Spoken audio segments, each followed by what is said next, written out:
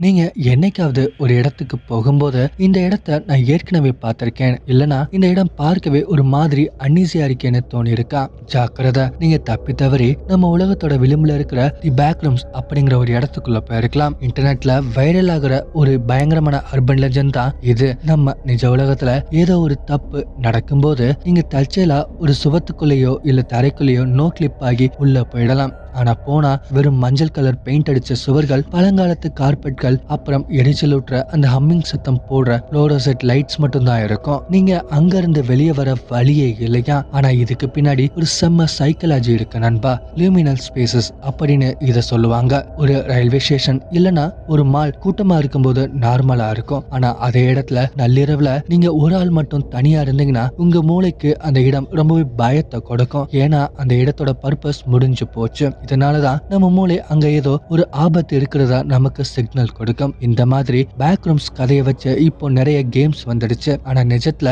அமெரிக்காவில் ஒருத்தர் தன்னோட வீட்டு ஸ்டோர் ரூம் சுவரை உடைக்கும் போது அங்க ஒரு ரகசியமான பெரிய ரூம் இருந்ததை கண்டுபிடிச்சிருக்காரு. அந்த ரூம்ல யாரோ ஒருத்தர் பல வருஷமா வாழ்ந்த மாதிரி தடயங்கள் இருந்துச்சாம். வீட்டுக்குள்ளேயே பேக் ரூம்ஸ் வச்சிருக்காங்க போல. சரி, இப்போ ஒரு முக்கியமான விஷயம். இன்னைக்கு நீங்க ஒரு காலியான இடத்துல நடக்கும்போது திடீர்னு சுத்தி இருக்கிற சத்தம் எல்லாம் அடங்கி அந்த மஞ்சள் கலர் லைட் சத்தம் மட்டும் கேட்டா உடனே கண்ணை மூடிட்டு பின்னாடி நடக்க ஆரம்பிச்சிருங்க. ஏன்னா நீங்க அடுத்த ஸ்டெப் எடுத்து வச்சா திரும்பி நம்ம உலகத்துக்கு வரவே முடியாது. உங்களுக்கு இந்த மாதிரி மர்மமான இடங்கள்ல பயம் வந்திருக்கா? கமெண்ட்ல சொல்லுங்க. அடுத்த வீடியோல பார்க்கலாம்.